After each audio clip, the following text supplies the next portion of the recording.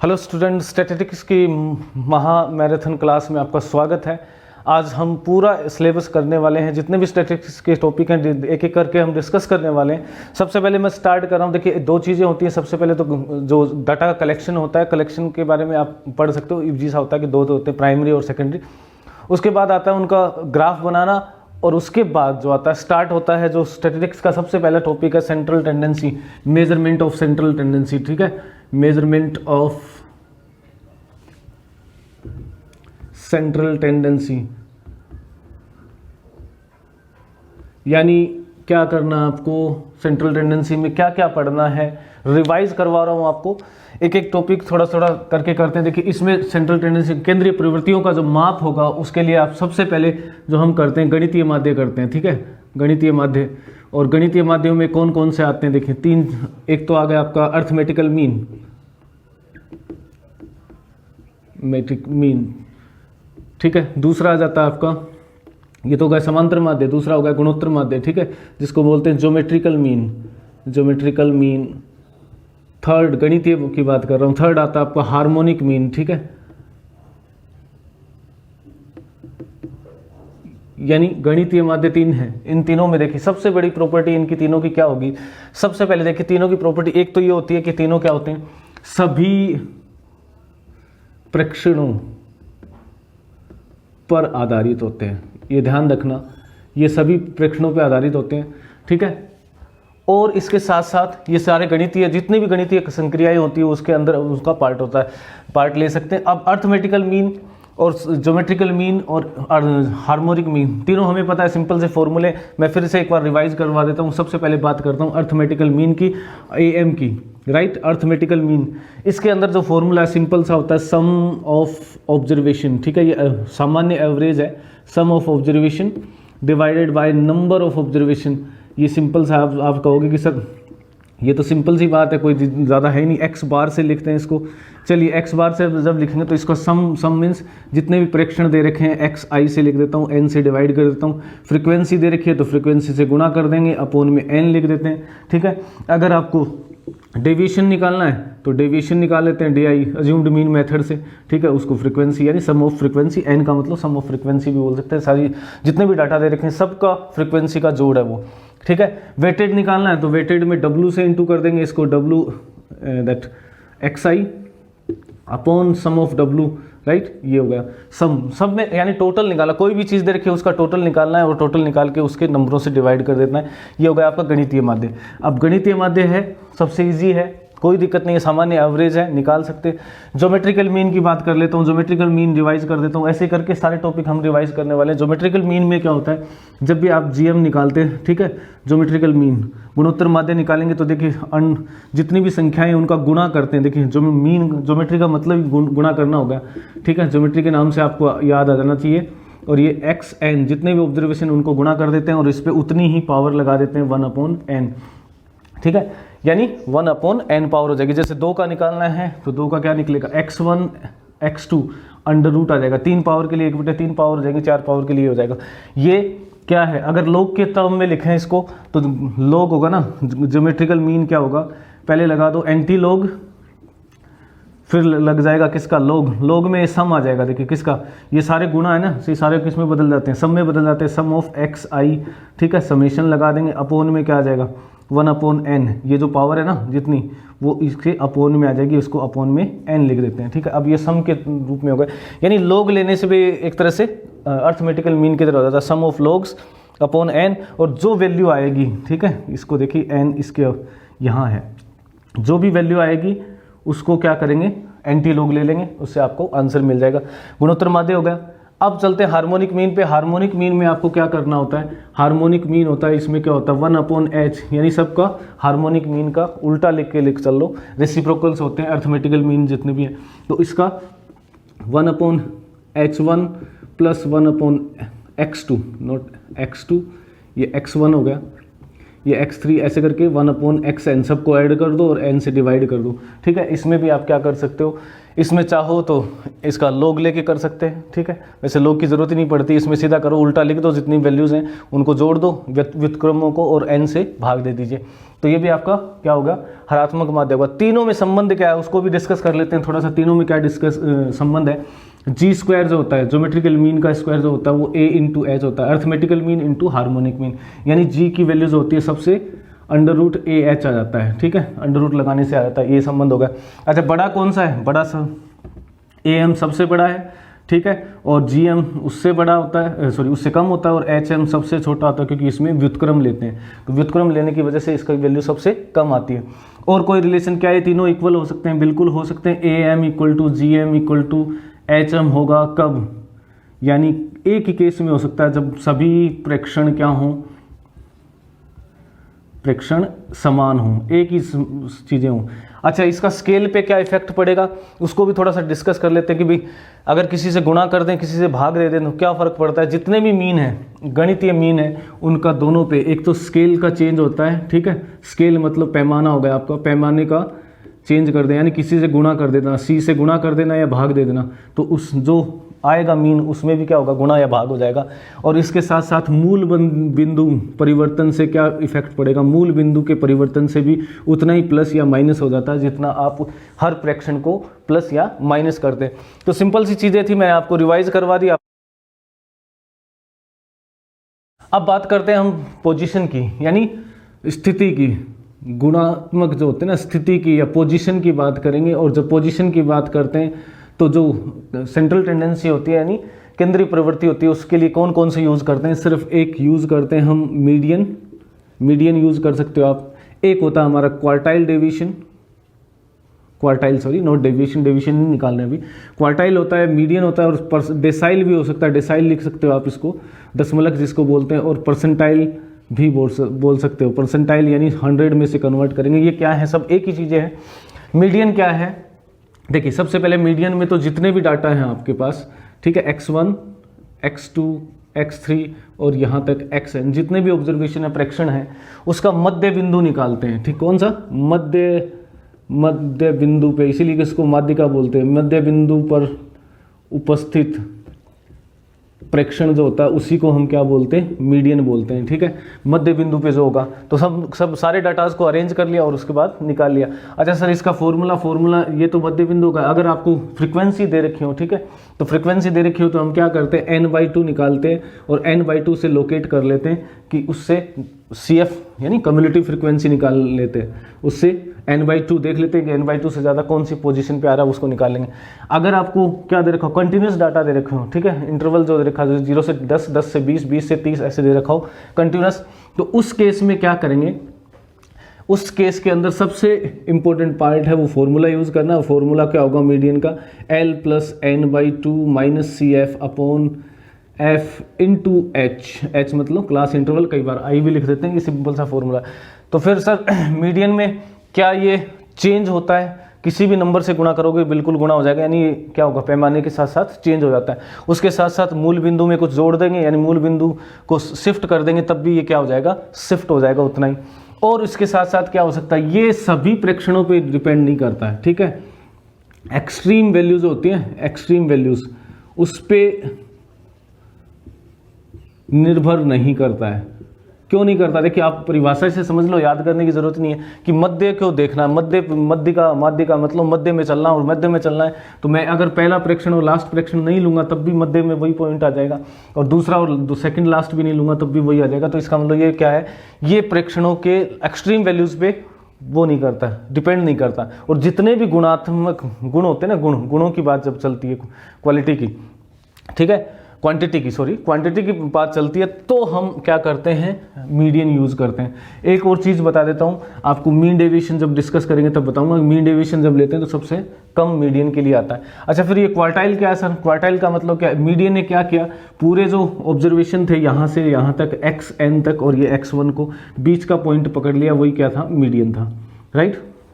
अब क्वार्टाइल में क्या करें, क्वार्टाइल में क्या क्या, थोड़ा सा इसको आगे बढ़ा दिया और इस पूरे ऑब्जर्वेशन को, इस पूरे प्रेक्षण जितनी भी हैं x1 से लेकर xn तक, उनको 4 भागों में बांट दिया। तो पहला भाग तो ये हो जाता है, दूसरा ये हो जाएगा और तीसरा ये हो गया, ठीक है। तो तीन पार्ट लगाते हैं ठीक है, first part, second part, third, fourth, लेकिन पॉइंट कितने लगाते हैं? पॉइंट 3 लगाते हैं। याद रखना, ये कंफ्यूज करने के लिए क्वेश्चन पूछ सकते हैं कितने हिस्से बनाएंगे, तो हिस्से तो 4 बनेंगे। कितने होते हैं क्वार्टाइल? 1 2 3 होते हैं। इसको Q1 से लिख देते हैं क्वार्टाइल के लिए, इसको Q2 से लिखते हैं और इसको Q3 से। यानी पूरे प्रेक्षणों को हमने 3 भागों में बांट दिया। किसके साथ? पोजीशन के साथ। पहला भाग, दूसरा भाग, तीसरा भाग और 4 भाग। 4 कर दिए, इसलिए क्वार्टाइल का मतलब 4 हिस्सों में बना देना। तो ये Q1, ये Q2, ये Q3। Q2 क्या होता है? मीडियन ही होती है, क्योंकि वो मिडल में आ जाता है। मीडियन और Q2 एक ही बात होगी। यानी पूरे जितने भी प्रेक्षण हमने लिखे उनको 4 हिस्सों में बराबर करना, वो क्वार्टाइल होता है। ठीक है, अब देखिए क्वार्टाइल की वैल्यू कैसे निकालेंगे। देखिए Q1 निकालना है तो हम n/4, यानी पूरे प्रेक्षण है n, तो उसके 4 हिस्से कर दिए, तो n/4 प्लेस पे जो वैल्यू आएगी वही क्या है? क्वार्टाइल है। अगर n/2 की बात करूं तो वो मीडियन वाला ही बात हो गया। देखो n/2 निकाल रहे थे, और फिर n/4 3 यानी 75% ले लिए, यानी 3/4 n। ठीक है, चौथाई हिस्सा ले लिया, ये तो हो गया आपका फर्स्ट क्वार्टाइल। आधा हिस्सा ले लिया तो ये सेकंड क्वार्टाइल हो गया, और थर्ड क्वार्टाइल में आपके पास क्या लेंगे? 3/4 हिस्सा ले लेते हैं। ठीक है, अगर आपको फ्रीक्वेंसी दे रखी हो तो क्या करेंगे सर? फ्रीक्वेंसी दे रखी हो तो भी n/4, और अगर आपको कंटिन्यूस डाटा दे रखे हैं तो क्वार्टाइल निकालने का सिंपल सा, अगर मेरे फर्स्ट निकाल रहा हूँ तो इस n/2 को रिप्लेस कर दो, बस फॉर्मूला वही है, n/4 कर दो माइनस CF। ठीक है, कम्युलेटिव फ्रीक्वेंसी हो गई, संचयी बारंबारता जिसको बोलते हैं। ये लो, अगर आपको सर मेरे को थर्ड निकालना, सेकंड निकालना तो n/2 आ गया, थर्ड निकालना तो ये देखो Q3 करना है इसको। ठीक है, Q3 करना तो यहाँ 3 लगा दूंगा और कोई फर्क नहीं पड़ेगा, तीनों निकाल सकते हो अगर आपसे पूछा हो तो। वैसे पूछते नहीं, हमें सिर्फ रिलेशंस पूछते कि सेकंड क्वार्टाइल किसके बराबर होता है? मीडियन के बराबर होता है। अच्छा सर, इसको हमने क्वार्टाइल में 4 हिस्से किए, तो क्या मैं इसको 10 हिस्सों में डिवाइड कर दूँ? बिल्कुल कर दो। जब 10 हिस्सों में बराबर डिवाइड करोगे तो उसको डेसाइल बोलते हैं। कितने डेसाइल होते हैं? डेसाइल 9 होते हैं, लेकिन हिस्से कितने होते हैं? 10 होते हैं। ध्यान रखना, 9 हिस्से कौन कौन से होंगे? स्टार्ट करते हैं। देखिए पहले स्टार्ट करेंगे हम, क्या करेंगे? x1 से लेकर x9 पहला हिस्सा करेंगे decyl D1, D2, D3, D4 और ये D9।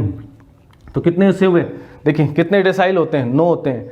हिस्से कितने हुए? 10 हो जाएंगे। जैसे क्वार्टाइल कितने होते हैं? 3 होते हैं। हिस्से कितने कर दिए? 4 कर दिए।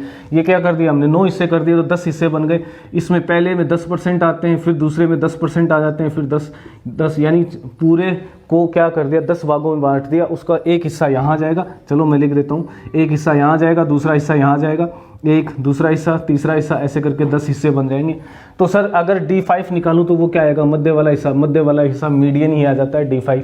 सर डेसाइल कैसे निकालें? मान लो किसी ने पूछ दिया, डेसाइल यही सेम फॉर्मूला है। अगर आपको D2 निकालना है, सेकंड डेसाइल निकालना, तो क्या करूंगा मैं? सेकंड डेसाइल के लिए कितने हिस्से हैं? सेकंड कौन से प्लेस पे आ रहा है? देखिए D1 ये आ गया, D2 ये रहा। D2 कहाँ पे आ रहा है भाई? 10 हिस्से किए थे, 10 में से 2 हिस्से हुए, n/10, दूसरा हिस्सा 2/n, यानी ये दूसरा हिस्सा हो गया। n का मतलब टोटल हो गया n/5, 5वां हिस्सा, इसका 5वां हिस्सा ही तो होगा, 5वां। फिर ये छठा, ऐसे चलते जाएगा। D5 क्या होगा? D5 मीडियन होगी। अगर D9 निकालना हो तो कैसे निकालूंगा मैं? देखिए n/10, 10 हिस्से किए, कौन सा निकालना? 9th वाला निकालना है, ये D9। अच्छा सर अगर फ्रीक्वेंसी दे रखी हो तो इसको हटा देना, बस D1 निकालना तो अपोन में 10 आ जाएगा, 1n। सिंपल सी चीज़ें। अगर सर इसको पूरे स्केल को, अगर पूरा जो ऑब्जर्वेशन है इसको स्केल मान के पोजीशन की बात हो रही है और 10 हिस्सों में बताया तो मैंने डेसाइल का, सर तो फिर ये परसेंटाइल क्या है? परसेंटाइल कुछ नहीं है। परसेंटाइल में आपको क्या करना है? 10 हिस्सों में बता देना है। कितने? 100 हिस्सों में, 100 भाग बना देंगे। और कितने परसेंटाइल होते हैं? कितने होते हैं? परसेंटाइल होते हैं 99, क्योंकि एक तो ज़्यादा बन जाता है ना जब हिस्से बनाएंगे। तो इसमें क्या आएगा sir? P1, P2, P3, P4 ऐसे चलते जाएंगे, और ये लास्ट में P99 आएगा लास्ट वाला, और ये P क्या हो जाएगा? 98 हो जाएगा। तो कितने हिस्से बन गए? हिस्से बन गए 100, यानी 100 में तोड़ दिया स्केल को अलग अलग हिस्सों में। और कितने परसेंटाइल होते हैं? 99 होते हैं। ध्यान रखना फिर से। अब परसेंटाइल की बात की है तो हम क्या करेंगे? देखिए परसेंटाइल में मान लो आपको कह दिया कि P2 निकालो, परसेंटाइल नंबर 2 निकालो, तो देखिए n/10 100 कर दिया, 100 हिस्से बनाए, दूसरा निकालना है। अच्छा सर P99 निकालना हो तो भैया ये n99 अपॉन 100, यानी 99वां परसेंटाइल है। तो ये परसेंटाइल कैलकुलेट करने का मेथड होगा, बाकी सेम वही रहेगा। इसमें फॉर्मूला क्या होगा? इसकी जगह ये आ जाएगा 99 निकालना है तो ये हिस्से जितने हिस्से बन गए उतना ही आ जाएगा मीडियन। और सर P50 वही होता है जो मीडियन होती है, यानी मीडियन किसके इक्वल होती है, सेकंड क्वार्टाइल बोल सकते हो, फिफ्थ डेसाइल बोल सकते हो और 50th परसेंटाइल भी बोल सकते हो। तो ये तो सिंपल सी चीज़ें हैं। अगर आपको 8 हिस्से करने हो तो ऑक्टाइल बोलते हैं उसको। ऑक्टाइल में क्या करेंगे, 7 ऑक्टाइल लेते हैं, 8 हिस्से बन जाएंगे पूरे स्केल के। ये पोजीशन से रिलेटेड होगी, स्थिति से संबंधित आपका क्लियर हो गया होगा कंसेप्ट की परसेंटाइल, मीडियन, परसेंटाइल, क्वार्टाइल सब एक ही चीज़ें होती हैं, सिर्फ वो हिस्से बनाने की बात है कि कितने हिस्सों में डिवाइड कर देते हैं। चलिए नेक्स्ट करते हैं हम। नेक्स्ट में एक छोटा सा और बता देता हूँ, मोड ज़्यादा है नहीं। मोड क्या होती है, हाईएस्ट फ्रीक्वेंसी होती है। हाईएस्ट फ्रीक्वेंसी सबसे ज़्यादा बार जो आ रहा ना, वो क्या करेंगे, उसको कैच कर लेते हैं कि ये वाली वैल्यू क्या है, सेंट्रल टेंडेंसी है यानी केंद्रीय प्रवृत्ति है। अच्छा, प्रवृत्ति में से एक चीज़ और ध्यान रखिए, अगर आपका स्क्यूनेस, आगे पढ़ेंगे हम इसी वीडियो में, स्क्यूनेस क्या होता है। स्क्यूनेस क्या होता है, किसी पॉपुलेशन के अंदर अगर वो नॉर्मली अगर है तो ऐसे कर्व बनता है, ठीक है, नॉर्मल प्रोबेबिलिटी कर्व बोलते हैं इसको, एनपीसी। नॉर्मल प्रोबेबिलिटी कर्व में क्या होगा, एकदम समान होता है, यानी इस मध्य वाली रेखा अगर मैं बना दूं इसके बिल्कुल मीन में से, तो इस साइड और इस साइड सिमेट्रिक होता है, बिल्कुल सममित होता है। और जब सममित होता है तो इस कर्व को बोलते हैं हम क्या, स्क्यूनेस नहीं होती इसमें, यानी स्क्यूनेस 0 है इसकी।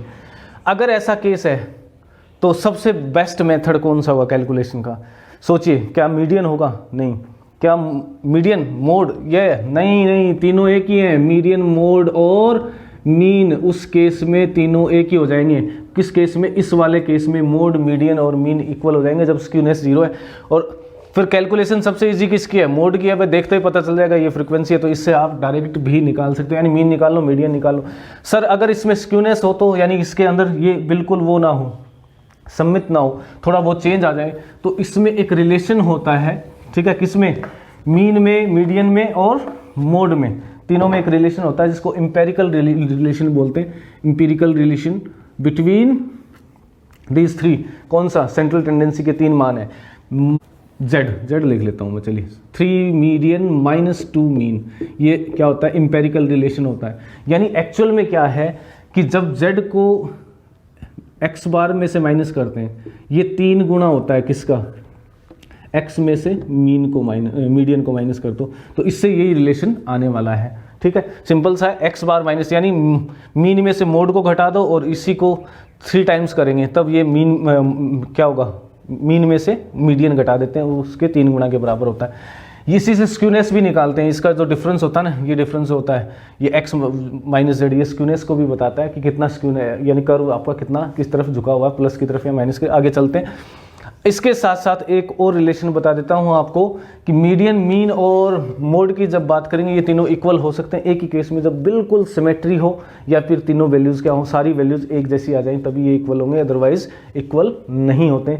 अगर स्क्यूनेस 0 है तो ये इसका मतलब इसकी वैल्यू क्या हो जाएगी, 0 हो जाएगी, राइट, ये एक रिलेशन हो गया। अब सबसे बढ़िया कौन सा है एवरेज, सबसे बढ़िया गणितीय माध्य सबसे बढ़िया माने जाते हैं, और गणितीय माध्यों में भी सबसे बढ़िया माना जाता है गुणोत्तर माध्य, लेकिन कैलकुलेशन बहुत जाता है उसमें, अंडर रूट के आते थे, 1/4 पावर आती है, 1/8 पावर आती है, इसलिए थोड़ा सा करते थे। एक होता है मूविंग एवरेज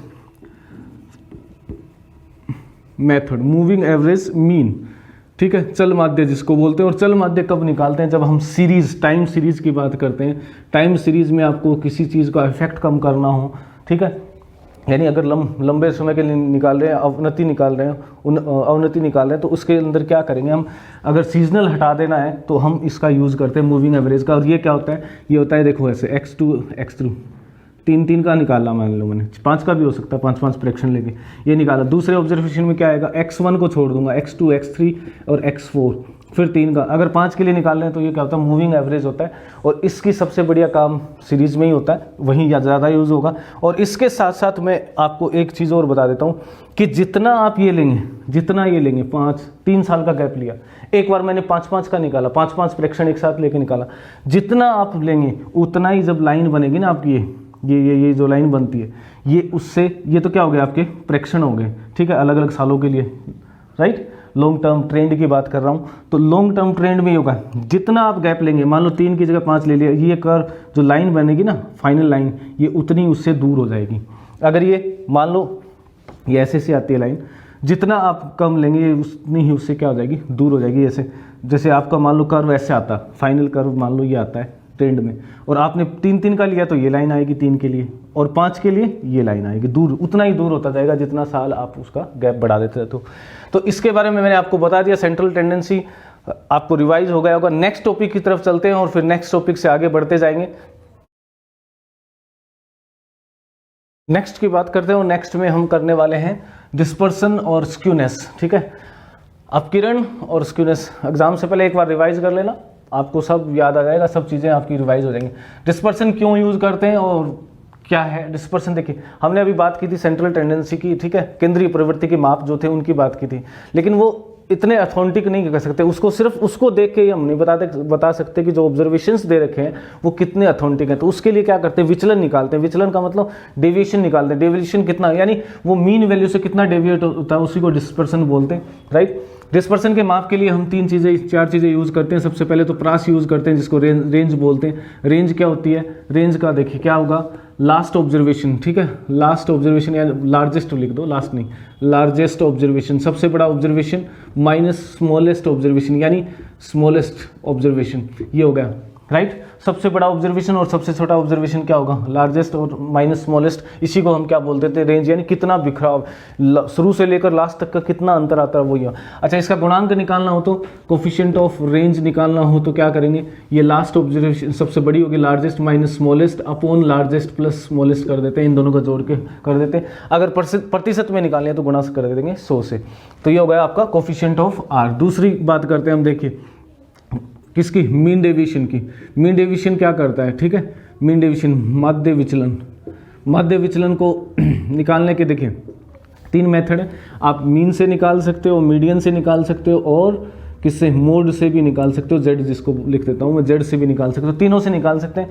और जब तीनों से निकालेंगे ना, सबसे बड़ी बात क्या है कि मीडियन से जब निकालते हैं तो सबसे बेस्ट माना जाता है, सबसे कम होगा, ये मैं लिख देता हूँ। मीडियन के लिए क्या होगा, मिनिमम वैल्यू कब आएगी माध्य की, कौन से माध्य की, विचलन की, मिनिमम वैल्यू, ठीक है, मिनिमम वैल्यू आएगी आपकी जब हम निकालेंगे मीडियन से। अब देखिए मीडियन से निकालते हैं, माध्य विचलन होता क्या है, देखिए कुछ नहीं याद करना होता, कुछ स्पेशल नहीं होता, डेविएशन को बता रहा है, ठीक है, कितना आपका क्या हो रहा है, डेविएट हो रहा है, नहीं जो केंद्रीय प्रवृत्ति के माप है उससे कितना अलग जा रहा है वो। तो इसी से हमारा स्टार्ट होता है मेनली स्टैटिस्टिक्स। क्या है वो तो पहले एवरेज कर रहे थे। इसमें माध्य विचलन में सबसे पहले मैं आपको बता देता हूँ कि माध्य विचलन होता क्या है। ये होता है sum of deviations upon N मतलब ऑब्जर्वेशन, लेकिन प्लस के साइन लेते हैं सिर्फ, तो माइनस को छोड़ देते हैं, मॉडुलस लगा देते हैं। सर फ्रीक्वेंसी आ जाए तो फ्रीक्वेंसी से इंटू कर देंगे, अपोन में एन है। अगर ये मीन से निकालना है तो एक्स बार लिख देते हैं यहाँ पे, मीडियन से निकालना है तो एम लिख देते हैं, कोई फर्क नहीं। यानी वो डेविएशन किस से लेना है, मीन से लेना है कि मीडियन से लेना है या मोड से लेना, तीनों से निकल सकता है। अगर इसमें मान लो फ्रीक्वेंसी है तो आप फ्रीक्वेंसी से इंटू कर दो, सीधा सा है, कुछ स्पेशल नहीं करना। सबसे बड़ी प्रॉपर्टी क्या है ये कि मीडियन से मिनिमम होता है, ये याद रखना, ये पूछा जा सकता है। चलिए नेक्स्ट को चलते हैं। नेक्स्ट में आप कहा जाता है स्टैंडर्ड डेविएशन। स्टैंडर्ड डेविएशन परिमाप जो होता है, प्रमाण विचलन, ठीक है, प्रमाण विचलन। इसका मान सीधा सा है। स्टैंडर्ड डेविएशन निकालना तो देखिए क्या होता है, आपको बता दूं, इसमें डी का स्क्वायर लेते हैं, मॉडुलस नहीं लेते, प्लस बनाना है, क्योंकि लेंथ की बात करते हैं तो लेंथ या डिस्टेंस की बात करते हैं तो डिस्टेंस को पॉजिटिव बना देना, इसको सिग्मा लगा दिया, अपॉन में क्या कर दिया, एन कर दिया, यही आपका क्या स्टैंडर्ड डेविएशन। लेकिन क्योंकि हमने स्क्वायर किया इसलिए इसको अंडर रूट लगा देते हैं। अगर ये स्क्वायर है तो उसको वेरिएंस बोलते हैं, और इसको जनरली हम सिग्मा से रिप्रेजेंट करते हैं। Sigma is the sign for this, ठीक है, सिग्मा स्क्वायर होता है, उसको वेरिएंस बोलते थे, विचरण जिसको बोलते हैं।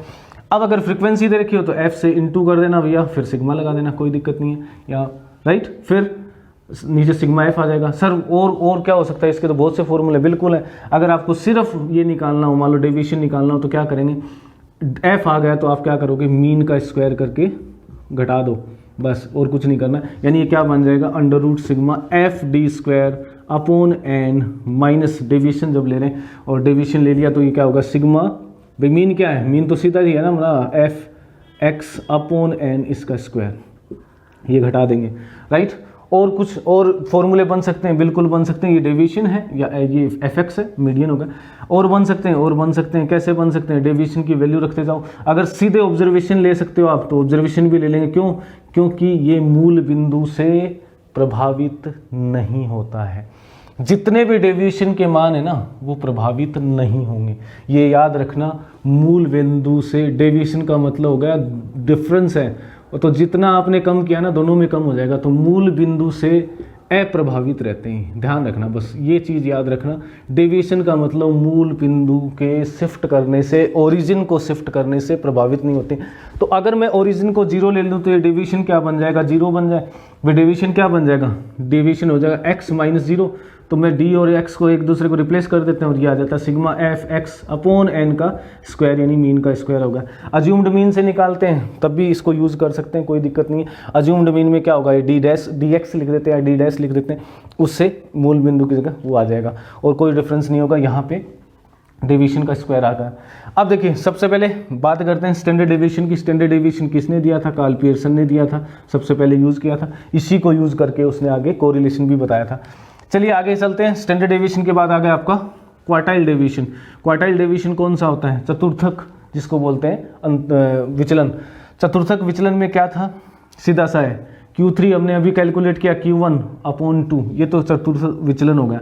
और इसका कोफिशिएंट क्या होगा, quartile deviation, coefficient of quartile deviation ये हमारा हो जाता है Q3 माइनस Q1 अपॉन दोनों को जोड़ दो, ये लो, ये कोफिशिएंट होगा, 100 से इंटू कर देंगे तो परसेंटेज में आ जाएगा। ये आपका क्वार्टाइल डेविएशन होता है। स्टैंडर्ड डेविएशन मैंने बता दिया। अच्छा, स्टैंडर्ड डेविएशन की एक प्रॉपर्टी याद रखना, देखिए ये सारे मूल बिंदु से अप्रभावित रहते हैं, इसमें भी कोई फर्क नहीं पड़ता, इसमें भी फर्क नहीं पड़ता, किसी में फर्क नहीं पड़ता मूल बिंदु से, राइट। लेकिन क्या होगा अगर पैमाना चेंज कर दें, ठीक है, स्केल से सारे प्रभावित होंगे, जितना आपने गुणा किया ना उतने से सब गुणा हो जाएंगे, कोई दिक्कत नहीं आएगी। स्पेशली रेंज का भी वही होगा, मीन डेविएशन का होगा, स्टैंडर्ड डेविएशन का होगा। क्वार्टाइल डेविएशन तो बहुत कम यूज़ करते हैं। अच्छा, इसका स्क्वायर करते हैं तो मैंने आपको बता दिया, वेरिएंस बोलते हैं उसको। वेरिएंस का मतलब हो गया आपका विचलन करना, ठीक है, वेरिएंस इसका स्क्वायर होगा।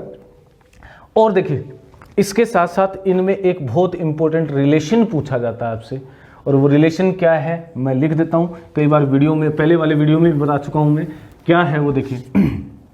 आप याद रखिए 6, 7.5, 1.5 का अंतर रखना, 6, ये क्या होगा स्टैंडर्ड डेविएशन, ये क्या होगा मीन डेविएशन, ये क्या होगा क्वार्टाइल डेविएशन, ये होता है। और ये आर के बराबर होता है, रेंज के बराबर ये आता है। ध्यान रखना, बस इतना सा थोड़ा सा ध्यान रखना कि 6 R equal to 6 sigma D, 7.5 mean deviation, 9 times, 1.5 जोड़ना है ना, ये 9 टाइम्स है, 9 टाइम्स ऑफ क्वाड्रेटिक। अगर आपसे R और इसमें रिलेशन पूछे तो बता सकते हो कि R कितना होता है, रेंज किसके बराबर होता है, 9 time of quadratic equation, quadratic deviation. अच्छा, ये 6 पूछे और ये 9 दे दे तो इनका रेशियो लिख देंगे, तो इससे आराम से आप कर सकते हो, इसको बता भी सकते हो। इसको एम्पेरिकल रिलेशन बोलते हैं, ठीक है, जो प्रेक्षणों से आता है, ऑब्जर्वेशन से आता है, कोई प्रूफ नहीं होता इनका। तो ये एम्पेरिकल का मतलब ये होता है कि जो प्रूफ से, बहुत बार देखने से और उससे ऑब्जर्वेशन से पता चला कि ऐसा रिलेशन होता है। तो ये एक चीज़ हो गई आपकी रिलेशन। माध्य विचलन, परास और ये क्या होते हैं, मूल बिंदु से अप्रभावित रहते हैं लेकिन पैमाने से प्रभावित हो जाते हैं, ठीक है। इतना ही आपका है। इसके साथ साथ अब चलते हैं हम स्क्यूनेस पे। इस चीज़ बता देता हूँ कि मीन डेविएशन जो होता है ना, मीन डेविएशन वो मिनिमम कब होता है, मिनिमम होता है मीडियन के लिए, मीडियन से कैलकुलेट करते हैं, मीडियन के सापेक्ष कैलकुलेट करते हैं। अच्छा, स्टैंडर्ड डेविएशन मिनिमम कब होगा, स्टैंडर्ड डेविएशन मिनिमम होता है जब आप करते हो कैलकुलेट मीन से, ठीक है, क्योंकि ये क्या होता है, स्क्वायर मेथड होता है, ठीक है, सबसे बेस्ट लाइन जो फिट होती है उसके लिए भी इसी को यूज़ करते हैं। अब चलते हैं स्क्यूनेस की। स्क्यूनेस के लिए थोड़ा सा मैं समझाने के लिए थोड़ा सा ग्राफ बना देता हूँ, आपको समझ आ जाएगा। एक तो मैंने क्या बताया था, नॉर्मल प्रोबेबिलिटी कर्व बताया था ऐसे, ठीक है, ये नहीं बनानी हमें, ओरिजिन यहाँ नहीं है, ठीक है, कहीं भी हो सकती है, ये हो गया। दूसरा मैंने ग्राफ बना दिया, मान लो इस तरफ झुका हुआ है ये ऐसे, ठीक है, इस तरफ निकला हुआ है। और तीसरा बना दिया मैंने ये इधर और ये, ठीक है। अब देखिए इन तीनों में क्या है, ये क्या है, स्क्यूनेस नहीं है, बिल्कुल सिमेट्रिक है। स्क्यूनेस क्या हो गई, 0 हो गई। इसमें इस तरफ किस तरफ झुका हुआ है, ये झुका हुआ मेरे राइट साइड के मतलब ये हो गया पॉजिटिव, दाईं तरफ झुकता है तो पॉजिटिव स्क्यूनेस है इसमें। और ये बाईं तरफ झुक जाता है ऐसे, ये इस तरफ झुका हुआ है तो इसको बोलते हैं नेगेटिव स्क्यूनेस, ठीक है, विषमता। अब इसका मापन कैसे करते हैं, तो इसका मापन करने के लिए देखिए तीनों को लोकेट करते हैं। सबसे पहले सबसे हाईएस्ट फ्रीक्वेंसी ये है, इसको क्या बोलूँगा मैं, Z बोलूँगा। अच्छा, मीडियन कहाँ होगी, मीडियन इस पूरे प्रास को देख लो, इसके बीच में कहीं होगी, और ये वाला टर्म हो गया मेरा मीडियन का। और मीन क्या होगा, मीन तो और दूर होगा इससे, ठीक है, x बार। ये तीनों लोकेट कर दिए। आगे वाले में कैसे लोकेट करेंगे, सबसे हाईएस्ट फ्रिक्वेंसी ये है तो ये जेड हो गया, मीडियन यहीं आएगी बीच में ही लगभग, और मीन किधर खिसक जाएगा, मीन इधर खिसक जाएगा। तो इसका मतलब स्क्यूनेस क्या हो गई, देखिए दो लोगों ने मापी थी, एक तो कार्ल पियर्सन ने, ठीक है, कार्ल पियर्सन ने दिया था कोफिशिएंट ऑफ स्क्यूनेस, इसने इसका यूज़ किया, प्रथम माप बोलते हैं इसको, क्योंकि इसने किसका यूज़ किया, मीन मोड मीडियन का, ठीक है, फर्स्ट जिसको बोलते हैं सेंट्रल टेंडेंसी, उसका यूज़ किया, इसलिए इसको बोलते हैं प्रथम माप। और ये कैसे दिया, एस के को लिखा उसने कि जो मीन है और जेड है उसका डिफरेंस होता है वो स्क्यूनेस है। तो कोफिशिएंट ऑफ स्क्यूनेस क्या होगा, ये कार्ल पियर्सन ने जो दिया था उसके according X bar minus Z upon sigma, sigma क्या है आपका स्टैंडर्ड डेविएशन है, उससे डिवाइड कर दिया, तो इसको बोलते हैं coefficient of skewness given by Karl Pearson, Karl Pearson ने ये दिया था। अच्छा, इसमें और कोई चेंज हो सकता है, देखिए थोड़ी देर पहले बताया मैं, ये 3 गुना होता है किसका, एक्स बार माइनस एम का, ठीक है, एम्पेरिकल रिलेशन बता रहा था, तो उसमें ये 3 गुना होता है। इसकी रेंज अगर जनरली इसकी रेंज देखें तो -1 से +1 के बीच में आता है, ठीक है, -1 to +1 स्क्यूनेस। लेकिन अगर ये यूज़ कर रहे हैं जिसको अल्टरनेटिव फार्मूला बोलते हैं तो ये -3 to +3 हो जाता है, ठीक है, ये डिफरेंस, यानी ये कितना अंतर है किसका, इनका एक्स बार और जेड का, वो जितना अंतर होगा ना उतनी स्क्यूनेस ज़्यादा होगी। ये अंतर देखो एक्स बार माइनस जेड, तो एक्स बार माइनस जेड देखो, जेड ज़्यादा है ये कम है, तो ये नेगेटिव अपने आप ही हो गया। ये पॉजिटिव क्यों हो गया, क्योंकि इसमें जेड बार ज़्यादा है और जेड क्या है, मोड कम है। इसमें तीनों वैल्यूज़ यहीं आएंगी, तो इसका मतलब इसकी स्क्यूनेस क्या हो जाएगी, स्क्यूनेस विल बी 0। ये मोड, मीन और ये तीनों एक ही वैल्यू है, इसलिए क्या हो जाएगा, स्क्यूनेस 0 हो गया। तो सिंपल सा है। अच्छा, एक दिया था बाउले ने कोफिशिएंट दिया, उसने निकाला किसको, जिसको बोलते हैं हम द्वितीय माप, ठीक है, द्वितीय माप किसका, स्क्यूनेस, विषमता का द्वितीय माप बोलते हैं। और द्वितीय माप कौन सा है, उसने यूज़ किया इसके डिफरेंस को, किसके, क्वार्टाइल डेविएशंस के डिफरेंस को। कैसे, क्वार्टाइल डेविएशन वही बताया था मैंने, 3-4 हिस्से बना दो इस पूरे इंटरवल के, ये कहीं पे ये Q1 हो जाएगा, ये Q2 हो जाएगा मीडियन वाला, और ये आ जाएगा Q3। उसने मेजर किया क्या, इनको माइनस करो और इनको माइनस करो, तो उसने माइनस किया, देखिए स्क्यूनेस दिया उसने कैसे, Q3 माइनस Q1 Q2 ये दिया, इसका difference minus Q2 minus Q1 इसका डिफरेंस, अपॉन में बाद में लिखेंगे जब कोफिशिएंट की बात करूँगा। तो ये कुल मिला के क्या आ जाता है आपका, ये आ जाता है Q1 plus Q3 minus twice of Q2, जिसको हम मीडियन भी बोल सकते हैं। तो ये आ गया Q1 plus Q3 minus double of median. यही क्या था, ये दिया था बाउले ने, क्योंकि इसमें क्वार्टाइल यूज़ हो रहे हैं, और क्वार्टाइल क्या है, दूसरे प्रकार के सेकंड ऑर्डर के क्या है, सेंट्रल टेंडेंसी है, केंद्रीय माप है, इसलिए इसको बोलते हैं हम सेकंड माप। अब देखिए कोफिशिएंट निकालेंगे, तो कोफिशिएंट निकालेंगे इसी के सम से डिवाइड कर देते हैं, और जब कोफिशिएंट बन जाएगा coefficient of skewness given bye बाउले, तो वो क्या बन जाएगा, Q3 प्लस Q1 या Q3 पहले लिख दिया मैंने, कोई बात नहीं, 2m अपॉन इसका, और इसको ऐड करेंगे तो आप देखो Q2 क्या हो जाएगा, कैंसिल हो जाएगा, यानी Q1 प्लस Q3 आ जाएगा। ये आपका कोफिशिएंट हो गया, और 100 से गुणा कर देंगे तो परसेंटेज में कन्वर्ट होते हैं, ठीक है। स्क्यूनेस से क्या पता चलता है, स्क्यूनेस से इस कर्व की झुकाव पता चलता है कि ज़्यादा वैल्यू की तरफ है, ठीक है, झुकाव, या कम वैल्यू की तरफ इस कर्व का झुकाव हो रहा है, यही आपका क्या है, स्क्यूनेस है। नेक्स्ट पे चलते हैं, चलिए अब बढ़ते हैं आघूर्ण की तरफ। और आघूर्ण क्या होते हैं, देखिए ये एक्चुअल में क्या है, आपको किसी चीज़ को घुमाने के लिए जो फोर्स लगता है, जितना फोर्स लग सकता है, जितना काम कर सकते हैं, जितनी एनर्जी लगती है, उसी को आघूर्ण बोलते हैं। तो वो सब डेफिनेशन वगैरह ज़्यादा नहीं करने, हम आघूर्ण पे आते हैं। 2 तरह के होते हैं, केंद्रीय आघूर्ण, ठीक है, केंद्रीय सेंट्रल जिसको बोलते हैं, सेंट्रल, ओके, सेंट्रल मोमेंट्स। ये क्या है, इनको डिनोट करते हैं μ1, μ2, μ3 और μ4 से, आगे भी बन सकते हैं, ठीक है। ये क्या बताता है, ये आपको इसकी हेल्प से कुछ कोफिशिएंट निकालते हैं जो आपके अभी सिलेबस में नहीं है संगणक के, जब ASO की मैं वीडियो बनाऊंगा तब बना दूंगा उसमें। तो ये आपको एक्चुअल में बताते हैं कि जो आपने अभी कर्व बनाया ना, ये वाला जो कर्व बनाया था, नॉर्मल प्रोबेबिलिटी कर्व ऐसे, ठीक है, ये कितना चपटा है, ये ऐसे हो सकता है कि ज़्यादा उछाल नहीं है, ठीक है, ये नहीं है, या बहुत ऊंचा है, या बिल्कुल मीन में से है, ऐसे थोड़ा सा ऊंचा है। तो ये चोटी कितनी बड़ी है, कितनी ऊंची बनेगी, उसके बारे में बताता है इसके कोफिशिएंट से। अब बात करते हैं सेंट्रल मोमेंट की। सेंट्रल मोमेंट क्या होते हैं, देखिए सिंपल सी बात है, आपने मीन डेविएशन निकाला है, क्वार्टाइल डेविएशन निकाला, क्वार्टाइल डेविएशन की तरह ही होते हैं कि हमने मीन से डेविएशन निकाला, उसको n से डिवाइड कर दिया। इसमें मीन से डेविएशन निकाल के स्क्वायर किया, स्क्वायर करके डेविएशन निकाला, उसका n ले लिया, और तीसरे को क्या कर दिया, सिग्मा d क्यूब, 3 पावर ले ली डेविएशन की, इसमें d पावर 4 अपॉन n लिख देते हैं। तो इन्हीं को हम क्या बोलते हैं, मोमेंट। ये फर्स्ट हो गया, ये सेकंड, थर्ड, फोर्थ, ठीक है। फर्स्ट मोमेंट देखिए, सम ऑफ डेविएशन अपॉन n, ये हमेशा 0 होता है। क्यों? क्योंकि अगर मीन से डेविएशन लेते हैं तो उनका जोड़ क्या होगा, हमेशा 0 होता है, याद रखना। और इनका डेविएशन है ना x बार, सॉरी x माइनस x बार, इनका सम 0 होता है। और अगर इसका स्क्वायर करूं, स्क्वायर करके ऐड करता हूं डेविएशंस का, तो ये मिनिमम होता है। इसी से हम क्या करते हैं, लाइन ऑफ बेस्ट फिट, इसी से काम में लेते हैं, इसी पे बेस्ड है वो, इसी प्रिंसिपल पे बेस्ड है। चलिए आगे करते हैं। म्यू2 क्या है, म्यू2 सेकंड ऑर्डर का है, और सेकंड ऑर्डर का यानी पावर 2 लगा देते हैं तो इसको सिग्मा लिख देते हैं। ये क्वेश्चन आपसे बार बार पूछा जाता है, बहुत से एग्जाम में पूछता है कि म्यू2 द्वितीय आघूर्ण किसके बराबर होता है, सिग्मा के बराबर होता है। सिग्मा यानी स्टैंडर्ड डेविएशन का। तीसरा सिग्मा तो लिखेंगे नहीं, थर्ड हो गया, ये फोर्थ हो गया। अच्छा, ये अगर मैं मान लो, ये तो मैंने मीन से निकाले, जब मेरे को मीन पता है, मीन से नहीं पता होता तो हम इसको आघूर्ण को कैसे निकालते हैं, उसके लिए उनको डिनोट कर देते हैं। देखिए V1 से, V2 से, V3 से, यानी ये किसी भी पॉइंट से, ये तो किससे है, मीन से, यानी मूल बिंदु मीन लिया हुआ है। इनमें मूल बिंदु मीन नहीं है, कुछ और ले लिया, जैसे 5 से निकाल लिया, 15 से निकाल लिया, ठीक है, ओरिजिन से निकाल लिया, तो उनके लिए हम यूज़ करते हैं V1।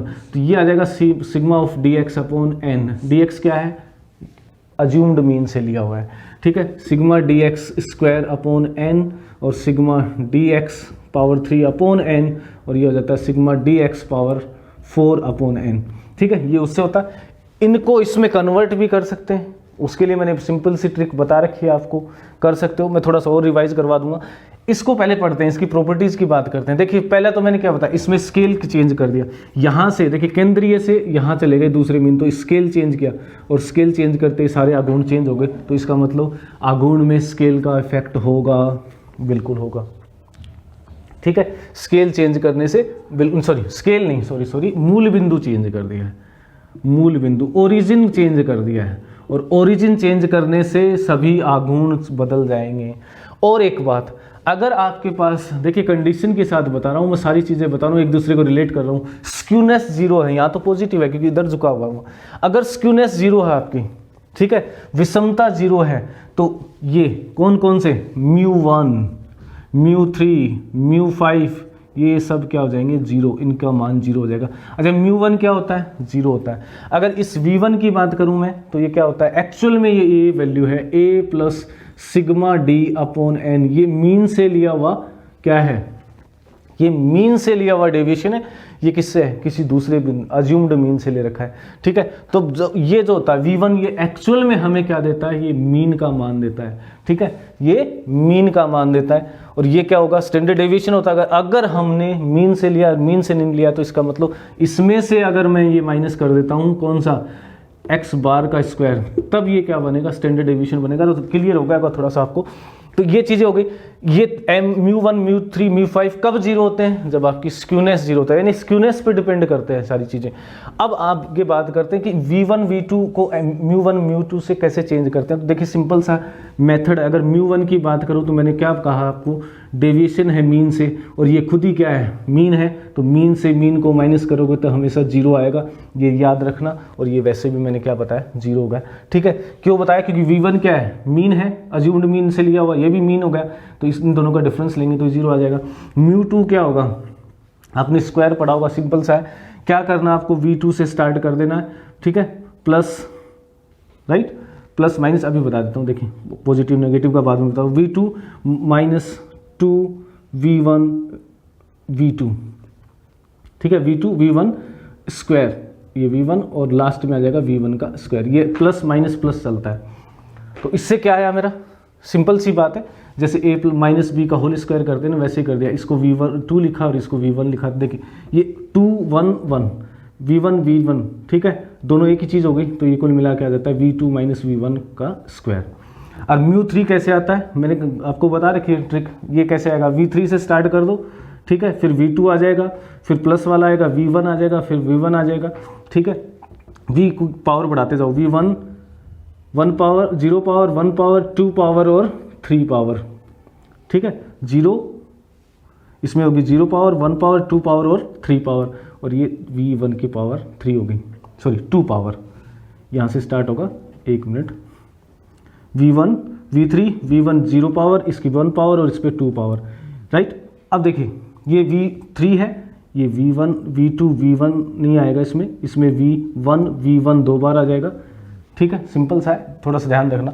3 2 1 1 फिर लास्ट में म्यू 3 है ना, तो ये लिखोगे 3, ठीक है, माइनस का फिर प्लस का 3 और ये माइनस का 3, तो ये कुल मिला के बन जाता है V3 माइनस 3 V2, और ये दोनों एक ही टर्म है क्योंकि V1 स्क्वायर, ठीक है, ये V1 का V2 V1 स्क्वायर, तो ये टर्म आपका क्या बन जाएगा, प्लस का 2 V1 क्यूब बन जाएगा, ठीक है, सिंपल सा है। V3 minus 2 V1 V2 V1, ये भी V2 V1, right, 1 power 2 power और ये क्या हो जाएगा 3 पावर्स आ जाती हैं, यहाँ पे 3 पावर्स हैं, ये सीधा लिख दो चाहे आप L, तो ये कुल मिला के ऐसे μ4 भी बन जाता है। नेक्स्ट जो टॉपिक ले रहे हैं हम वो ले रहे हैं कोरिलेशन, और कोरिलेशन यानी सहसंबंध किसने दिया, इसको ध्यान रखना, कई बार पूछ लेते कि किसने स्टार्ट किया, तो ये स्टार्ट किया था कार्ली एंड कार्ल पियर्सन, ध्यान रखना, ये इन दोनों ने सबसे पहले यूज़ किया था, कार्ली एंड कार्ल पियर्सन ने। और कार्ल पियर्सन ने जो कोफिशिएंट दिया था वो सब आपको पता ही है, क्या होता है कार्ल पियर्सन का, covariance of X Y upon under root covariance of X and covariance of Y, simple सा। अब कोवेरियंस को कैसे लिखते हो आप, ये आप पे डिपेंड करता है, कोवेरियंस ऑफ ये x minus X bar into Y minus Y bar upon में क्या आ जाएगा n आ जाता है, बस इतना ही है। तो ऐसे ही इसका वेरिएंस निकाल सकते हो, इसका वेरिएंस निकाल सकते हो, जिसको सिग्मा बोल देते हैं अपने, तो वेरिएंस के साथ साथ ये क्या हो जाएगा आप निकाल सकते हो, सारे फॉर्मूले इसी से बन जाते हैं, उसके लिए मैंने वीडियो बना रखा, अगर आपको समझ नहीं आ रहा तो। दूसरा कौन सा है, कार्ल पियर्सन के साथ साथ दूसरा दिया था स्पियर्समैन ने, स्पियर्समैन का जो फॉर्मूला है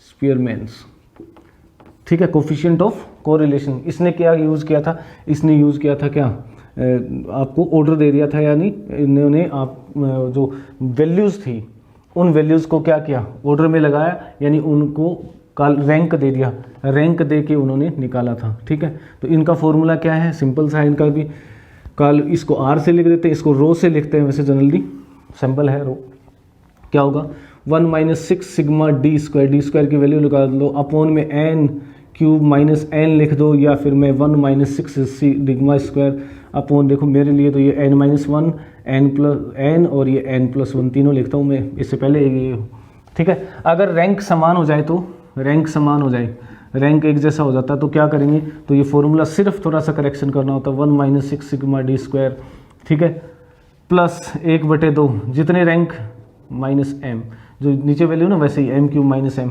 क्या है, कितनी बार रिपीट हुआ, मान लो 3 बार हुआ तो m की बार, यानी तीनों का रैंक एक जैसा है तो 3 आ जाएगा, 2 का रैंक एक जैसा है तो 2 आ जाएगा, और ये अपोन में क्या आ जाता है आपके पास n minus 1 into n plus 1, ये वैल्यू आ जाती है, ठीक है। नेक्स्ट की ओर बढ़ते हैं, कोरिलेशन के बाद, इसमें कोरिलेशन में सिर्फ क्या बताना है मेरे को, जो बताना है स्केल की बात करते हैं। एक तो ओरिजिन चेंज करने से क्या होगा और स्केल से क्या फ़र्क पड़ेगा। देखिए अगर आप कोरिलेशन में ओरिजिन चेंज कर देते हो, नो इफेक्ट, कोई इफेक्ट नहीं पड़ता है, और अगर स्केल चेंज कर दे तो भी नो इफेक्ट ही आएगा, कोई चेंज नहीं होता। स्केल करने से क्या होगा भाई, दोनों के बीच हमें क्या निकालना, वेरिएंस निकालना है, ठीक है, कि कितना विचरण हो रहा है, कि तो विचरण भैया ओरिजिन को इसको 5 से 25 कर दो, दूसरे को 35 से 45 कर दो, वेरिएंस तो उतना ही होगा, दोनों को बराबर बढ़ा रहे हैं तो। और स्केल उसको भी इससे गिना कर दो, उससे भी कर दो, क्योंकि कोफिशिएंट है, और जहाँ कोफिशिएंट होता है ना वहाँ पे स्केल का तो इफेक्ट आ जाता है, इसका नहीं आता। ये तो कोफिशिएंट है, इसका भी कोई इफेक्ट नहीं आएगा। कैसे नहीं आएगा, क्योंकि हम क्या निकाल रहे हैं इस वाले केस में, रैंक में कोई फर्क नहीं पड़ेगा, तो no effect of coefficient, sorry scale का इफेक्ट नहीं आया।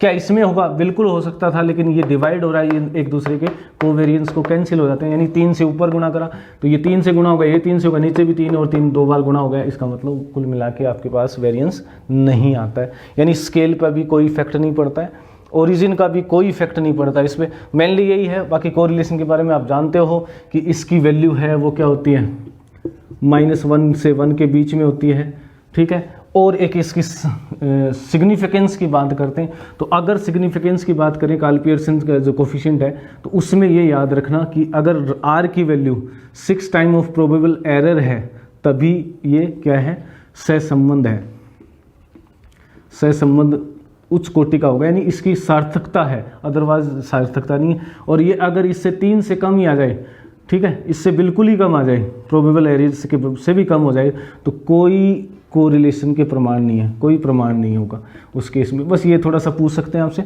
कोरिलेशन के लिए और क्या पूछेंगे वो आगे वाले टॉपिक में है, जो टॉपिक हम रिग्रेशन है उसमें कर रहे हैं। चलिए नेक्स्ट टॉपिक सिंपल रिग्रेशन। और सिंपल रिग्रेशन में हमें क्या करना है, देखिए ज़्यादा कुछ नहीं बता रहा हूँ मैं इसमें, आपको 2 इक्वेशन पता होती हैं, a plus B X best line का सिलेक्शन करना होता है। और ये b क्या है, अगर लीनियर रिलेशन है तो उसी को क्या बोलते हैं, सिंपल रिग्रेशन बोलते हैं। इसमें वाई एक्स लिख देंगे, y का x पे रिग्रेशन होता है। और अगर ये इक्वेशन में x में लिखता हूँ तो a1 मान लेता हूँ इसको, ठीक है, a2 मान लेता हूँ, अलग अलग कॉन्स्टेंट ले लेता हूँ, bxy लिखेंगे, यानी रिग्रेशन गुणांक है किसका, x का y पे, ठीक है। इन दोनों में भी बहुत इंटरेस्टिंग सा रिलेशन होता है। क्या रिलेशन है वो देखिए, दोनों एक साथ मिलके, देखिए इन दोनों का गुणा कभी भी, गुणा ना ये प्रोडक्ट कभी भी 1 से ज़्यादा नहीं होगा, इन दोनों गुणा 1 से कम ही होगा। ऐसा क्यों है, क्योंकि हम जानते हैं कि r क्या होता है, B Y X into B X Y होता है, इसका अंडर रूट होता है, ठीक है, राइट। और r यानी कोरिलेशन है किसका, कार्ल पियर्सन का कोरिलेशन जो था वो ये, यानी B Y X into B X Y. अब एक चीज़ और होती है कि बी एक्स वाई और एक्स वाई कैसे निकालें, इसको निकालने का सबसे सिंपल मेथड जो है वो क्या, दोनों इक्वेशन को सोल्व कर लो और आपको मिल जाएगा। लेकिन ध्यान रखना कि एक अगर 1 से बड़ा रहा तो एक दूसरा कम आएगा। उसके साथ साथ देखिए एक इक्वेशन लिख देता हूँ मैं, x इक्वल टू मान लो 3 - 2x y, x का y पे, और ये मैं लिखा y equal to 2 plus 3x, मान लो ये लिखा है। और मैंने कहा कि इसका जो वैल्यू है r वो 0.575 है, सपोज कर लो, कैलकुलेट करने से नहीं आएगी, ऐसी हो सकता कुछ हो रहा है। लेकिन अगर r की वैल्यू ये है, तो अगर मैं नई इक्वेशन लेता हूँ कि इसको शिफ्ट करके मैंने कह दिया x इक्वल टू लिख दिया 3 - 2y प्लस 3, और y इक्वल टू लिख दिया मैंने 4 प्लस 3x माइनस 2 कर दिया। चलो, तो अब इसका गुणांक क्या होगा, तो इसमें भी r क्या होना है, सेम होना है। अगर इनके कोफिशिएंट देखिए, x की इक्वेशन में y के साथ और y की इक्वेशन में x के साथ अगर आ रहा है, सेम आ रहे हैं, तो ये सेम होगा। अगर इनके साइन चेंज कर देता, मैं इसको पॉजिटिव बना देता, देखिए इसको प्लस का बना देता और इसको माइनस का बना देता, या 1 प्लस का होता था और इसको मैं माइनस का कर देता तो भी ठीक है, वो सेम, ये माइनस हो जाता या ये सेम ही रहता मान लो, तो उस केस में r की वैल्यू क्या होगी, माइनस की 0.075 होगी। ये ध्यान रखना, r चेंज नहीं होगा दोनों इक्वेशंस में। कैसे, क्योंकि ये मूल बिंदु के परिवर्तन से, ठीक है, ओरिजिन वाली बात, परिवर्तित नहीं होते, यानी नो चेंज। अगर ओरिजिन को चेंज कर दिया तो रिग्रेशन गुणांकों में कोई फर्क नहीं पड़ता, ये चीज़ ध्यान रखना। और अगर स्केल से कर दिया तो बिल्कुल हो सकता है कि उनका रिग्रेशन गुणांक चेंज हो जाए, लेकिन स्केल में भी इसका कोई इफेक्ट नहीं होगा, नो इफेक्ट ऑफ स्केल में भी आपके पास कोई इफेक्ट नहीं होता है। अगर मान लो इसको मैं 4 से गुणा कर दूं इक्वेशन को, और इसको भी 4 से गुणा कर दूं, तब भी कोरिलेशन वही रहेगा, कोरिलेशन में चेंज नहीं होगा। और एक चीज़ बता देता हूँ, B Y X B X Y, Y का एक्स पे, एक्स का वाई पे, और आर तीनों का साइन क्या होता है, सेम होता है, तीनों का साइन सेम लिया जाता है। अगर मान लो अंडर रूट इसमें रिलेशन में एक नेगेटिव आ गया एक पॉजिटिव आएगा, इसका मतलब आर की वैल्यू नेगेटिव आएगी, या दोनों पॉजिटिव होंगे, दोनों नेगेटिव हैं तो दोनों पॉजिटिव हो जाएंगे। यानी का ये जो गुणांक है इसके अंदर एक भी नेगेटिव साइन आता है, इसका मतलब आर की वैल्यू नेगेटिव है, अंडर रूट के अंदर नेगेटिव नहीं लेते हैं, ठीक है। इसके साथ साथ अगर इन दोनों इक्वेशंस को मैं सोल्व कर दूं, एक्स और वाई को, दो रेखाएं हैं, लाइंस हैं, और जब लाइंस होती हैं और जो इंटरसेक्शन करेंगी हमेशा दो लाइनें, अगर ये क्या हैं, प्रतिगमन रेखाएं हैं, तो ये हमेशा इंटरसेक्ट करेंगे, काटेंगे कहीं ना कहीं, और जहाँ पे काटती हैं वो x बार y बार आ जाता है। यानी इन दो इक्वेशन को अगर सोल्व करूँ मैं और x और y की मान निकाल लूँ, ठीक है, और x और y का मान निकाल लेता हूँ तो उसको क्या बोलता हूँ x बार y बार, यानी ये x का क्या होगा माध्य होगा, दूसरा y का माध्य होगा, दूसरी सीरीज का माध्य होगा। सर क्या इसमें लाइन ऑफ बेस्ट फिट करते हैं, तब क्या करते हैं, लाइन ऑफ बेस्ट फिट करने के लिए क्या करते हैं, जब रिग्रेशन की बात कर रहे हैं तो इसमें प्रमाणीकरण करते हैं इसका, ठीक है, स्टैंडर्डाइजेशन करते हैं। स्टैंडर्डाइजेशन क्या होता है, सिग्मा लगा दो, sum of this one, sigma A one आएगा तो क्या आ जाएगा, एन आ जाएगा, मतलब A N plus sigma B Y X पे तो कोई इफेक्ट नहीं होगा, सिग्मा एक्स आ जाएगा।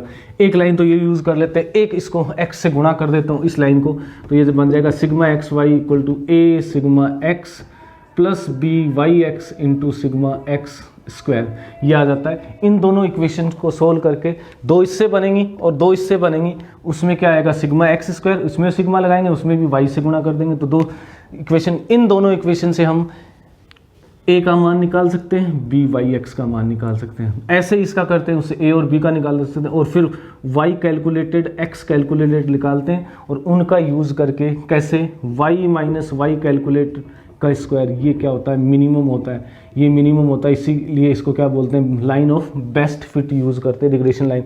अगर सर ये लीनियर ना हो, सिंपल नहीं होगा तो आपको पैराबोला मिल सकता है। पैराबोला की इक्वेशन क्या होगी फिर उस केस में, y इक्वल टू, देखिए x की y की x पे लिख रहा हूँ, a plus B X plus C X square, ये आ जाएगा, नहीं उसमें स्क्वायर आ जाएगा। अगर ये तीन पावर आ जाती हैं तो उसको घनीय क्या बोलते हैं, पैराबोला बोलते हैं। और अगर ये y इस फॉर्म में है a b पावर x, तो इसको क्या बोलते हैं, घातांकीय या चर घातांकीय कर्व बोलेंगे। अगर इसमें लोग लेता हूँ तो ये log y equal to log a plus X log b आ जाता है, ठीक है, ये कॉन्स्टेंट है, तो ये एक तरह से लाइन की तरफ बिहेव करेगा जब log के अंदर चलेंगे, लेकिन log नहीं ले रहे हैं हम, तो ये क्या होता है, घातांकीय कर्व भी बोल देते हैं इसको, राइट। इसका अगर तीन पावर है तो ये तो पैराबोला होगा, परवलय, ठीक है, तीन पावर आती हैं तो उसको घनीय परवलय बोलते हैं। ये भी इक्वेशन होती है, ये भी क्या होते हैं, वो रिग्रेशन होता है, सिंपल नहीं होता। सिंपल का मतलब होगा सिंपल लाइन बने, इसकी डिग्री क्या होगी, हाईएस्ट पावर क्या हो सकती है, 1 हो सकती है। अच्छा, सुविधा के लिए कई बार हम इसको ओरिजिन पे शिफ्ट कर देते हैं, यानी a1 इक्वल टू 0 ले लेते हैं, तो वो ओरिजिन पे शिफ्ट करना बोलते हैं, मूल बिंदु से, यानी यहाँ पे वो ईजी हो जाती है हमारी कैलकुलेशन। और अगर मैं पावर 2 की बात करूं तो इसकी डिग्री क्या होगी, 2 होगी, और इसके लिए तो डिग्री होगी नहीं क्योंकि x पे डिपेंड नहीं करेगा। अच्छा, इसमें आगे पीछे भी कर सकते हैं आप, जो है ना, ओरिजिन को चेंज कर सकते हैं, तो इसमें कोई इफेक्ट नहीं आएगा, मूल बिंदु से परिवर्तित नहीं होता है, ठीक है। ध्यान रखना, स्केल का भी इस पर कोई इफेक्ट नहीं होगा, r पे नहीं होगा, इस पे स्केल का इफेक्ट कैसे आएगा, वो कुछ नहीं है। वो स्केल चेंज करने का मतलब ये जो होगा ना स्केल, ये r के लिए नहीं है। अगर इसमें स्केल, इसमें किसी से गुणा कर दिया आपने, समझने की कोशिश करना, अगर इसमें से किसी को गुणा कर दिया तो वो कर्व है ना, जैसे पहले कर्व ये था आपका, लाइन ये थी, अगर किसी से गुणा कर दिया तो लाइन तो यही रहेगी, बस उसका वैल्यू क्या होगी, थोड़ा ऊपर शिफ्ट हो जाएगी अगर ये ए चेंज किया तो, लेकिन शिफ्ट हो जाएगी, आगे शिफ्ट हो जाएगी, ओरिजिन पे आ सकती है। आप बी एक्स वाई, ठीक है, थोड़ा सा एक बार देख लो आप, कन्फ्यूजन नहीं रहेगा। बी एक्स वाई ये वाली वैल्यू अगर ये पॉजिटिव है तो इसका मतलब क्या है, ग्राफ इंक्रीजिंग है, धनात्मक संबंध बता रहा है वो, ठीक है। और अगर बी एक्स वाई नेगेटिव है तो ये क्या होगा, ऋणात्मक, यानी नेगेटिव इफेक्ट बता रहा है किसका, एक वेरिएबल का दूसरे पे, यानी एक दूसरे पे दोनों में कोरिलेशन क्या है, नेगेटिव कोरिलेशन को बता रहा है, ठीक है। इसके साथ साथ स्केल से प्रभावित होंगे कौन से, ये दोनों बी एक्स और बी एक्स वाई और वाई एक्स, ठीक है, वाई एक्स दोनों एक ही लिख दिए, राइट। स्केल से प्रभावित होते हैं, स्केल से क्या होंगे, प्रभावित होते हैं, लेकिन मूल बिंदु से प्रभावित नहीं होंगे, ठीक है, समझ आ गया होगा। स्टूडेंट, आज का लास्ट टॉपिक लेते हैं, हो सकता है 1-2 टॉपिक बचे हों, वो हम नेक्स्ट वीडियो में डिस्कस कर लेंगे। सबसे पहले इस वीडियो में सबसे पहले बात करेंगे सैम्पलिंग की, और सैम्पलिंग को स्टार्ट करने यानी प्रतिचयन जिसको बोलते हैं, इसको स्टार्ट करने से पहले थोड़ा सा मैं एक बार आपको बताना चाहूँगा पॉपुलेशन के बारे में। पॉपुलेशन यानी सेंसस जिसको बोलते हैं, पूरा जो लेते हैं, ठीक है। इसमें जब बात करते हैं, जब इनका कैलकुलेशन होता है, इसमें इसके लिए पैरामीटर यूज़ करते हैं हम। पैरामीटर कौन कौन से होते हैं, जैसे एक्स बार आ गया, मीन आ गया, ठीक है, सिग्मा आ गया, ये यूज़ करते हैं, म्यू हो गया। और जो सैंपल लेते हैं, सैंपल क्या होता है ये सब आप पता ही आपको। सैंपलिंग क्या होती है, सैंपलिंग मतलब पूरी पॉपुलेशन सेंसस में से कुछ आइटम्स निकाल लेना, उसकी प्रॉपर्टी के हिसाब से, सैंपल के आकार के हिसाब से। चलिए, तो सैंपल में जो यूज़ करते हैं वो इसको बोलते हैं एस्टिमेटर, और इनको हम डिनोट करते हैं। देखिए एक्स बार यूज किया तो एस बार कर सकते हैं। देखिए एक्स बार लिख के एस लिख देते हैं, यानी सैंपल के लिए सिग्मा की जगह हम एस यूज़ कर लेते हैं कि एस, या ऐसे भी लिख देते हैं सिग्मा, यानी ये सैंपल के लिए है कि ये जो प्रमाप विचलन है वो सैंपल के लिए लेना है। अब सैंपलिंग की बात करते हैं तो सैंपलिंग के टाइप्स में मेनली क्वेश्चन बनते हैं। ये सारी जो प्रॉब्लम आती है वो सैंपलिंग के टाइप में आती है। और एक चीज़ और होती है, यहीं पे आपको एक कंसेप्ट और बनता है, प्रोबेबल एरर और जो आपका स्टैंडर्ड एरर है। चलो उसको भी डिस्कस करने की कोशिश करते हैं। सबसे पहले सैंपलिंग की होगी। सैंपलिंग दो तरह की होती है, एक तो रैंडम, ठीक है। रैंडम में भी दो चीज़ें होती हैं, एक तो सिंपल रैंडम, ठीक है, यादृच्छिक जिसको बोलते हैं। सिंपल रैंडम में क्या होता है, ऐसी जिसमें डायरेक्टली हम क्या करते हैं, प्रोबेबिलिटी का यूज़ किया, आइटम सेलेक्ट किया, किसी को नहीं पता कौन सा कैसा, जैसे देखा तो इसमें कौन कौन से होते हैं। एक तो ड्रम घुमा के हो गया, ठीक है। लॉटरी, जिसमें लॉटरी सिस्टम जो होता है ना, लॉटरी सिस्टम जहाँ पे भी होगा, ठीक है, उसमें हम क्या बोलते हैं, सिंपल बोलते हैं। इसी में जब क्या होता है, पेपेट्स का नंबर्स दिए थे उसने 10,400, उसमें से नंबर लेके मतलब ये सिलेक्ट, इसमें डायरेक्टली मतलब प्रोबेबिलिटी इन्वॉल्व होती है, कोई प्रॉब्लम ही नहीं है, वहाँ सिंपल हो गया। अच्छा, इसमें रैंडम सैम्पलिंग में एक तो सिंपल हो गया, एक चीज़ और आती है जिसमें सिंपल नहीं है, उसमें होता तो है यूज़ लेकिन पूरी तरीके से नहीं होता। तो पहला कौन सा है, स्ट्रैटिफाइड सैम्पलिंग, ठीक है, स्वतरित यानी स्तर में करते हैं। इसमें क्या करते हैं, इसमें हम जो सैंपल है ना, ये पूरा पॉपुलेशन है, उसको होमोजीनियस ग्रुप में डिवाइड करते हैं और फिर उन ग्रुप से क्या करेंगे, रैंडम सैंपलिंग करते हैं, ठीक है। ये रैंडम सैंपलिंग हो गई। यानी पहले क्या करेंगे, ये बहुत ज़्यादा क्या है, अलग अलग प्रॉपर्टी वाला ग्रुप है। तो इसमें क्या होता है, जब पूरा ग्रुप है उसमें विजातीयता, ठीक है, होमोजीनियस को उल्टा हो गया ना, सजातीयता मतलब होमोजीनियस, विजातीय वो हैं, इकाइयां हैं, उन इकाइयों को पहले होमोजीनियस ग्रुप में बना लेते हैं। यानी इसमें जो ये आपस में तो क्या है, सेम है, इसके अंदर आइटम आपस में सेम है, लेकिन ऐसे बहुत वेरी कर रहे हैं। तो यानी पूरे सैंपल में वेरी करें और जो ग्रुप बनाया उसमें वेरी ना करें, वो तो हो गया आपका ये। दूसरी जो होती है जिसको बोलते हैं क्लस्टर राइट सैंपलिंग। इसमें क्या करते हैं, इसमें भी ऐसे ही मान लो पूरी पॉपुलेशन है, इसमें यहाँ वैरायटी है, यहाँ बहुत वैरायटी है, राइट। तो इसमें क्या करेंगे, ग्रुप ले लेंगे हम, होमोजीनियस नहीं, सारे ग्रुप ले लेंगे। अब ग्रुप में ये इनके अंदर जो है ना, छोटे छोटे जो हैं, उस ग्रुप के अंदर ये ग्रुप लिया, इसके अंदर ज़्यादा विजातीयता नहीं है। यानी यहाँ तो क्या है, पहले वाले में यहाँ क्या थी, हेट्रोजीनियस था वो, हेट्रोजीनियस, और इसमें हेट्रोजीनियस नहीं है। यानी ये हेट्रोजीनियस नहीं है अंदर, लेकिन जब ग्रुप बना दिए तो इसके अंदर वैरायटी ज़्यादा है। ये एक ग्रुप के अंदर बहुत सी वैरायटीज़ है, तो उसके अंदर फिर रैंडम सैंपलिंग करते हैं हम। ये दूसरा होगा, कौन सा, ये कौन सा होगा, ये तो सिंपल का मतलब तो सीधा लॉटरी सिस्टम जहाँ भी होता है वो सिंपल रैंडम होता है। ये होगा स्ट्रैटिफाइड यानी स्वतरित, ये क्लस्टर यानी गुच्छ के अंदर आ जाता है। उसके बाद एक और इसी का पार्ट आ जाता है जिसको बोलते हैं सिस्टेमेटिक सैंपलिंग। तो सिस्टेमेटिक में क्या, नंबर के बाद जो इसी में आता है ना, पेपेट्स के नंबर हैं वो इसी में, कि एक ऑर्डर में। सबसे पहले इसमें क्या होता है, सबसे पहले रैंडम सैंपलिंग होती है।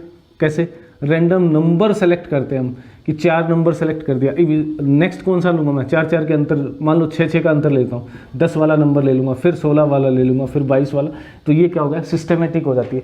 ये सब क्या है, आपकी रैंडम सैम्पलिंग के मेथड्स हैं, जहाँ पे रैंडम आप क्या करते हो, सिलेक्शन करते हो। दूसरा जो है वो कौन सा है, नॉन रैंडम।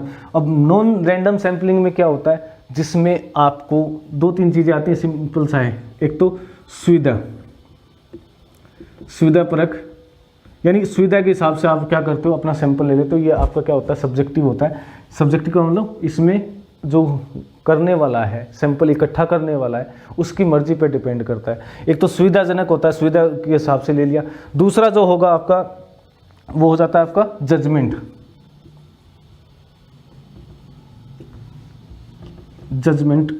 ठीक है। जजमेंट में क्या होता है, मैंने फैसला कर लिया, मैंने किसी को सेलेक्ट करना वो सेलेक्ट कर लेते हैं। ऐसे मेथड होते हैं जिसमें आपको ये प्रोबेबिलिटी का यूज़ नहीं होता है, ठीक है। नेक्स्ट जो है इसके अंदर है वो मल्टी स्टेज, अलग अलग स्टेजेस पे। ये मल्टी स्टेज का ध्यान रखना, इसमें क्या किया जाता है, सबसे पहले तो एक सैंपल निकाला मैंने और इसको मीन वगैरह कैलकुलेट किए, ठीक है, वो सही नहीं लग रहा है तो मैं इससे फिर क्या करता हूँ, दोबारा एक सैंपल निकालता हूँ। यानी ये क्या है, तब तक निकालते जाते हैं अलग अलग स्टेजेस पे जब तक वो क्या होते हैं उस सैंपल के, यानी जो पॉपुलेशन है ना पूरी, उसके आसपास नहीं आ जाते हैं, ठीक है। तो अगर आपको वीडियो अच्छा लगा तो प्लीज़ शेयर और लाइक कर दीजिए।